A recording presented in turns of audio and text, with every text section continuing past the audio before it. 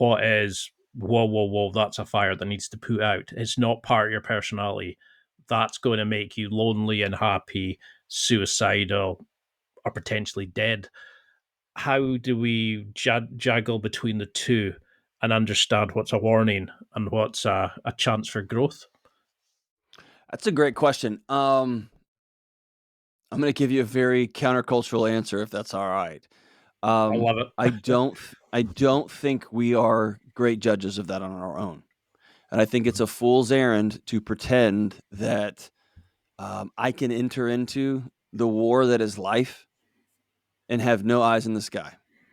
That's why I mean, one of the most important starting places in the book and just in life is you have to have a group of people to do life with, period. And I know that we have created the loneliest generation in human history. And so for many of us, that starts with a therapist or a coach or a pastor. Great. I don't care. A teacher, an instructor. I don't care. You have to have somebody watching your flank. You got to have somebody at a 30,000 foot view watching from a satellite, seeing how you do life. And so I've got a group of men that I trust, and they're scattered across the country, a couple locally, several in my home state of Texas, and I've given them full permission. If you see me post something, if you see me say something, if you hear me on the phone, if we visit, get together, you have permission. Not only permission, my expectation is you will call out my blind spots that I can't see. Because what I know is through the neuroscience, when my body detects threats, my critical thinking days are over. My body is in fight or flight or freeze. It's trying to keep me alive. It is not trying to decipher, is this good or is this bad? It just says, there's a bear over there, run, right? Or there's a bear over there, pick up a stick and let's go to war. And what your community will do for you is give you some nuance. Hey, man, whoa, whoa, whoa, whoa. That's not a bear. That's our friend. He just needs to shave, right? He's all right. And so for some of us, and this is the thing that is tough about diagnostic of anxiety. For some people, when they get really anxious, their mind goes blank. For some people, when they get really anxious, they just have those ruminating, looping thoughts that never, ever, ever, ever stop.